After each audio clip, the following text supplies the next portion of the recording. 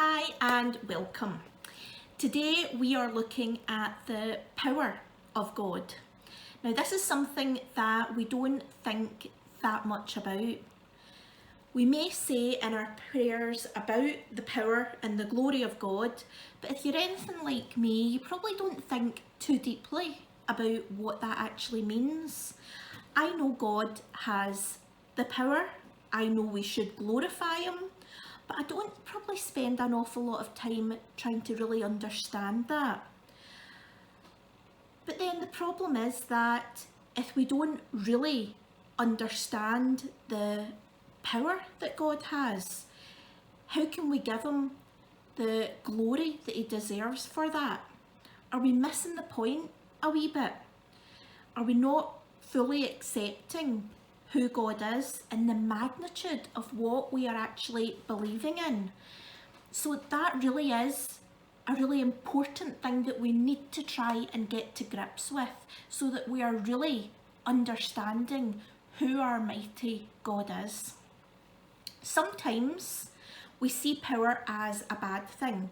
I know I can. I can look at the power abuses in the world, if we look at dictatorships, if we look at bosses. I know sometimes that people, if they have too much power, can use it to take other people's rights away, to bully them. We maybe all have experiences where bullies have maybe felt as though they've got too much power over us, they've made us feel weak and vulnerable, small, not very good about ourselves. I know I've felt like that and not liked it very much, and feeling as though it was the power that was the problem. That person had power over me. And who did they think they were? Who did they think I was? And I saw that as really being negative. But it doesn't always have to be. Power can be used for good, and we need to remember that. Especially when it's been used to guide us and help us and stop us going in the wrong direction, to protect us from harm and despair, as God does. Now, in these lockdown times, there's not much that we're doing apart from going for walks, and I have been for some really lovely, big, long, beautiful walks with the girls. I have been known to call them torture walks because our Emma is usually the one in charge, and her pace is just a little bit faster than mine, and the distance is definitely longer than what my wee chubby legs often want to go.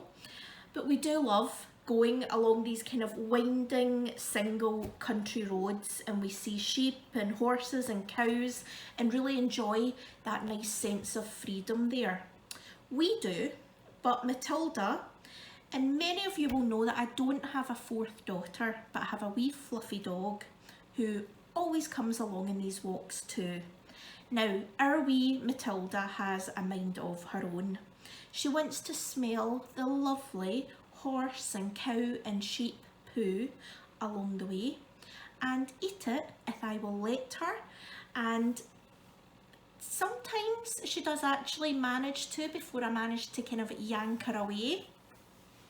But I keep her in the lead along these wee windy country single roads, not just so that she doesn't run into a field and get stomped on one of these much larger animals that she seems to think she can scare, but by the constant stream of cars and bikes that go along these roads, sometimes a bit fast, and they cause us to really quickly try and get into a wee space on the edge of the field off the road. However, Matilda knows much better than me, and my invincible and rather dim dog seems to think that she could go through a moving car, or indeed just cause it to stop in its tracks, because obviously she has the right of the road. Not the brightest dog on the planet is Matilda, so every time a car or a bike comes along, I need to drag her, and I mean literally drag her by the lead and hold on to her collar to get her into the side of the road, clinging to me really as she is fighting against that. And I'm trying to avoid her being a not so pretty and very flat Matilda. And often the girls will laugh at this because I am trying to cling on to her collar as her body is trying its best to grip away from me, and I'm shouting at her, do you actually realise that I am trying to save your life here? You're no match for the car, daft dog. And as you can imagine, it is a bit of a sight to behold. It's a bit like the time Emma and I took Matilda into this big field of horses to go and visit one of Emma's friends' horses. And Matilda, again, not the brightest, wanted to charge at this whole load of horses who were obviously massive and were not really that happy to see Matilda in the field, even though she was on the lead. So I ended up having to hold her with her ribs or belly on me, and I'm clinging onto her as her wee legs are scrambling trying to get away from me. And if I had decided, and I was tempted to let her go, she would likely have been trampled by one or all of the horses, and they would make absolute mincemeat of her. So in many ways, we are a bit like Matilda with God. Often we think we know best. We think, hey, we're doing pretty well for ourselves here. We've got our lives covered, we're making our own decisions. And God sometimes has to rein us in, show us that we need to know His power, give Him glory, as our life is so much better under His power. He can see the whole picture, we can't. And His guidance is what we need. Because all we have, all that we are, is down to Him. We need Him, and we need to know that. Like Matilda relies on me for everything, we rely on God, and we need to know Him, and we need to appreciate Him. So a bit like the picture of me dragging Matilda by the neck to avoid her being crushed at the side of a road, God sometimes needs to show His power and His guidance to save and support our lives. Now this is a really powerful lesson, and it is shown really clearly in the passage that we're going to look at today, which is from Daniel, the book of Daniel, chapter 4 and verses 4 to 37. So we're going to start this passage with this king with a very difficult name to say, Nebuchadnezzar, explaining how he learned this lesson. So we're looking at Daniel 4 verses 4 to 37. Okay, so in Daniel chapter 4, 4 to 37, we're going to look at first of all verses 4 to 8. So hopefully you can see that on the screen and you get some time away from my face. So we can all look at this together. So the king is saying, I, Nebuchadnezzar, was living in my palace in comfort and prosperity. How lovely. But one night I had a dream that frightened me. I saw visions that terrified me as I lay in my bed. So I issued an order calling in all the wise men of Babylon so they could tell me what my dream meant. When all the magicians, enchanters, astrologists and fortune tellers came in, I told them the dream, but they could not tell me what it meant. At last Daniel came in before me and I told him the dream. He was named Belshazzar, after my God, and the spirit of the holy gods is in him. So this king is talking about having a dream that he knew was so significant, that was telling him something. And maybe you have felt like that as well. Maybe you've had dreams that you've thought, this is really special, this is really something, I really want to know what this means. Some of the most important decisions that I have made in my life were following dreams. Like the one I had about marrying a man from Ireland and having children with a very rainbow heritage. As some of you may know, that my mum is from Mauritius and her parents were from China. So my children, my girls, have a very mixed ethnic background. So obviously that came true. So I know that special dreams can stay with you and guide you. Maybe this has happened to you. Maybe God has been speaking and guiding you. So this king was so taken with this dream that he asked all the important and wise people around him to interpret it. And none of the advisors, except for Daniel, who happened to be a believer in God, could unravel this mystery for him.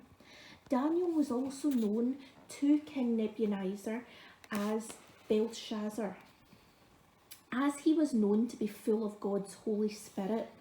So he knew, asking Daniel, that Daniel believed in God and God's Spirit was within him. So now we have a look at verse 9. I said to him, Belshazzar, chief of the magicians, I know that the Spirit of the Holy God is in you, and that no mystery is too great for you to solve. Now tell me what my dream means. So this great king is realising that Belshazzar is so full of God's Spirit that he knows that he can do anything. Okay? So he asks him, can you explain this dream to me? So we look at verse 10, and in verse 10 we hear this dream. While I was lying in my bed, this is what I dreamed. I saw a large tree in the middle of the earth. The tree grew very tall and strong, reaching high into the heavens for all the world to see. It had fresh green leaves, and it was loaded with fruit for all to eat. Wild animals lived in its shade, and birds nested in its branches.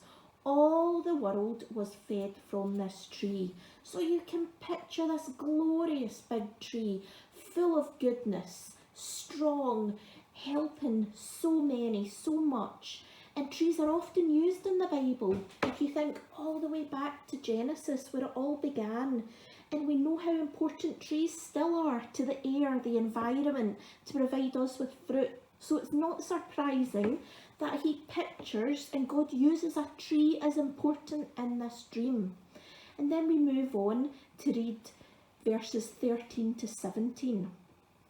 Then, as I lay there dreaming, so he's still dreaming, I saw a messenger, a holy one, coming down from heaven.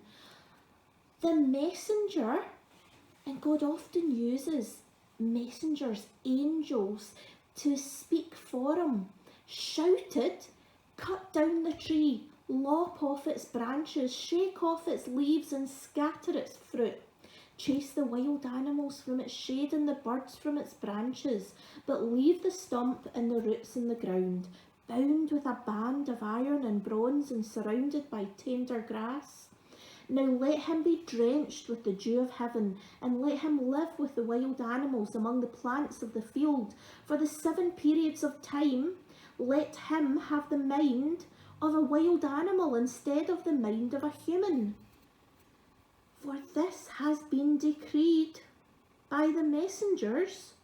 It is commanded by the holy ones, so that everyone may know that the Most High rules over the kingdoms of the world. He gives them to anyone he chooses, even the lowliest people. So after this picture of this lovely, great, prosperous tree, we are told that a messenger of God, an angel, someone that's speaking on behalf of God to his people, is proclaiming, decreeing that this tree, this great wonderful tree, be cut down, stripped of its goodness, its greatness, and left to the bare minimum, just that stump, not quite dead, but all the goodness, all the greatness, it's reduced to nearly nothing. Why would this happen? There's a bit of a clue in the last verse, 17. That's saying, for this has been decreed by the messenger, it's commanded by the holy ones, so that everyone may know that the Most High rules over the kingdoms of the world. He gives them to anyone he chooses, even the lowliest people. So God wants us to acknowledge and know his power, to acknowledge who he is, every single one of us, in no uncertain terms. And then we go into verse 18. Belshazzar, that was the dream that I, King Nebuchadnezzar, had.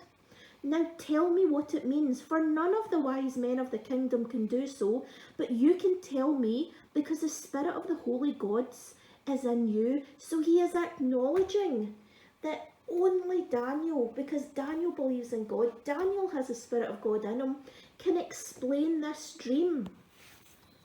He's getting the greatness, the significance, we think. So, verse 19, he says, "Upon hearing this, Daniel, also known as Belshazzar, was overcome for a time, frightened by the meaning of the dream. Then the king said to him, 'Belshazzar, don't be alarmed by the dream and what it means.' And Belshazzar replied, 'I wish the events foreshadowed in this dream would happen to your enemies, my lord, and not to you.'"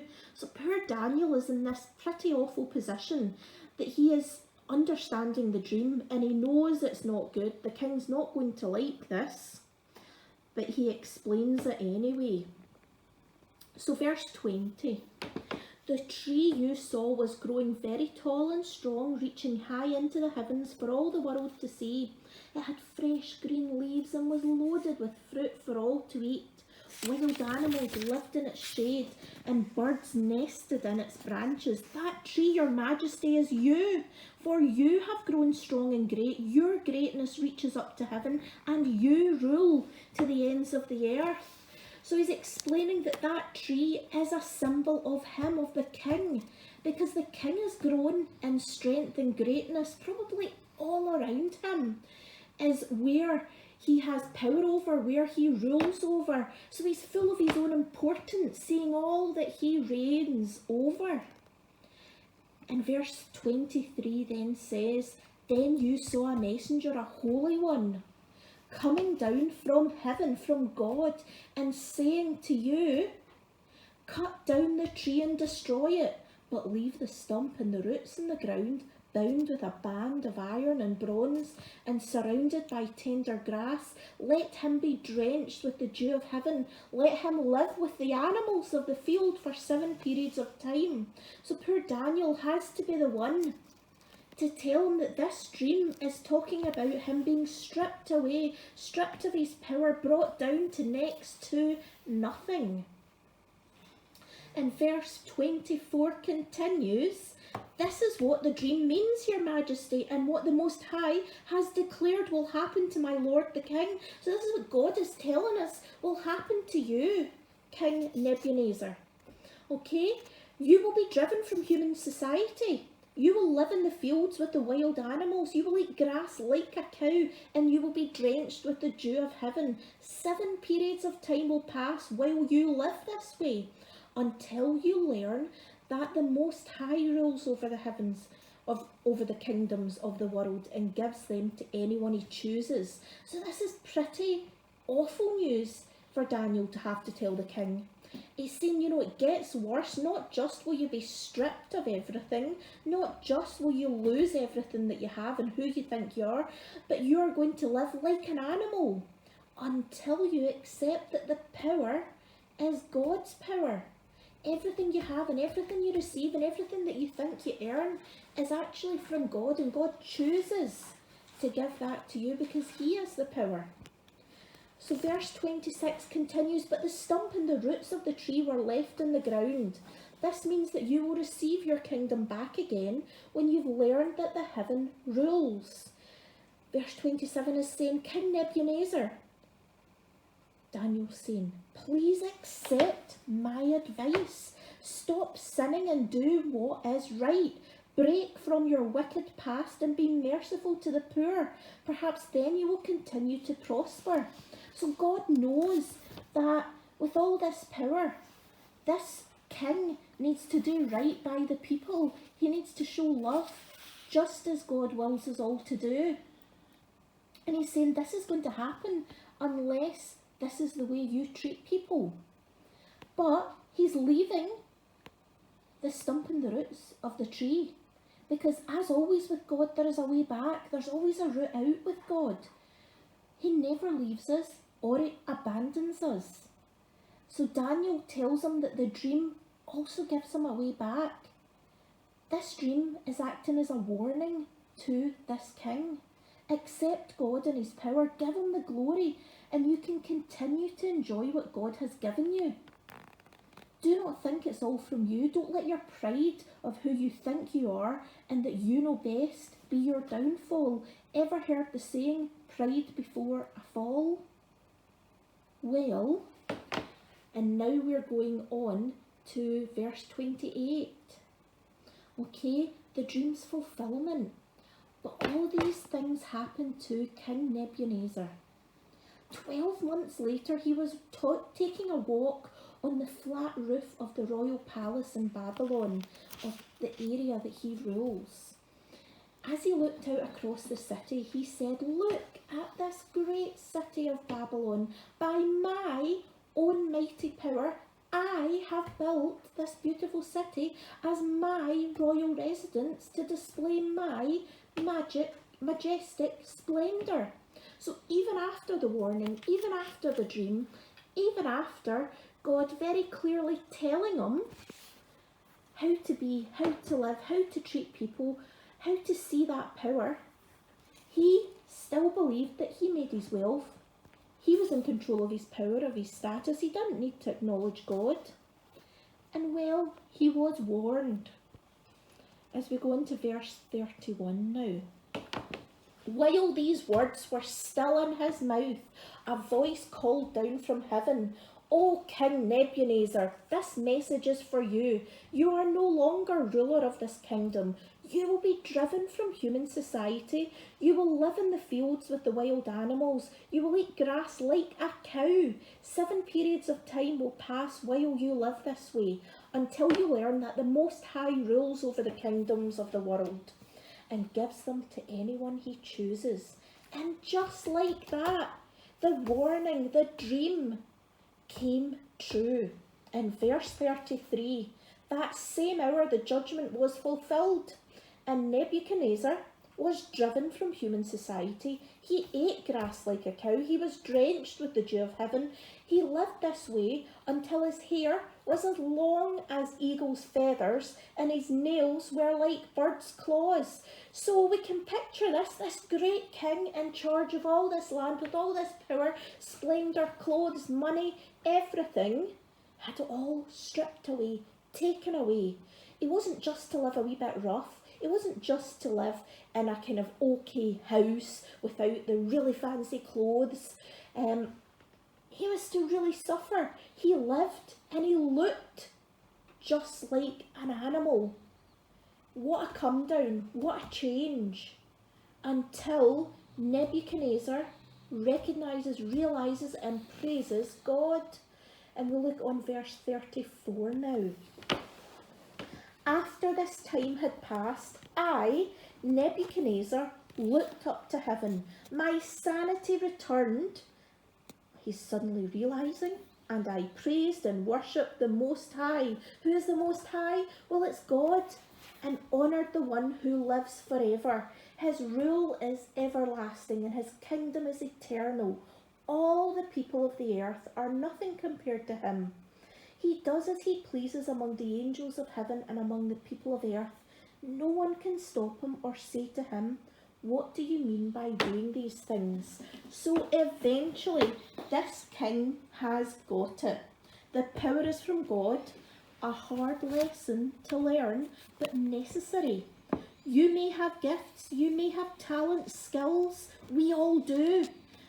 And that's because God has blessed you with these, and they are for good, to show love and comfort to everyone around you. Don't be full of yourself. Don't take them for granted. This was the very hard lesson that King Nebuchadnezzar had to learn. And it was hard for him to learn. But we go on to verse 36 now to end up. With him then saying, "When my sanity returned to me, so did my honour and glory and kingdom. My advisers and nobles sought me out, and I was restored as head of my kingdom, with even greater honour than before." So he had a way back, and he's back in that position. And verse 37 says, "Now I, Nebuchadnezzar, praise and glorify and honour the King of heaven. All his acts are just and true, and he is able to humble the proud.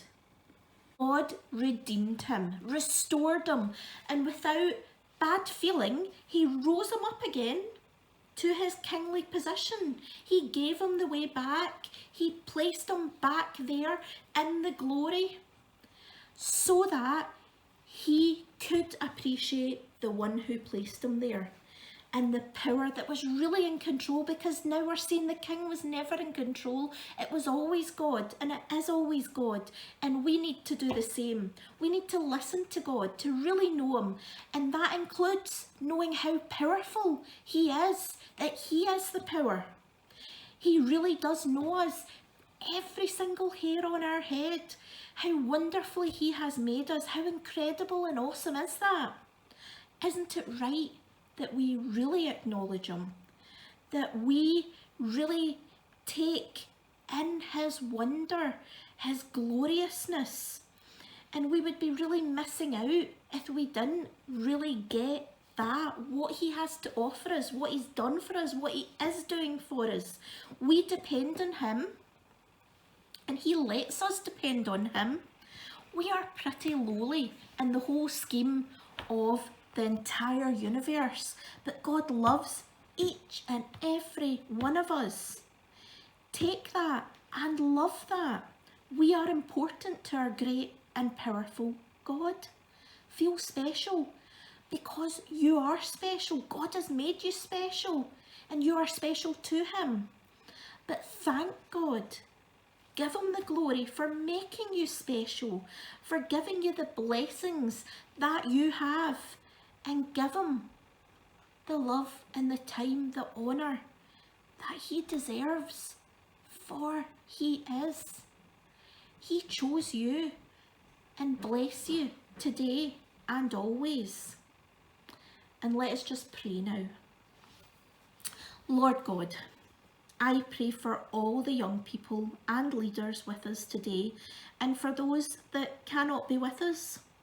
I pray for your protection over them and their families.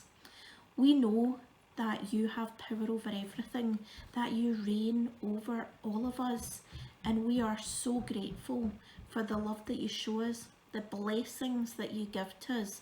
And we ask today that you fill us with your Holy Spirit to guide us on the right path, and that we listen to you and follow you, giving you the glory and knowing and acknowledging you above all others. And we ask this in Jesus' holy name. Amen. Thank you.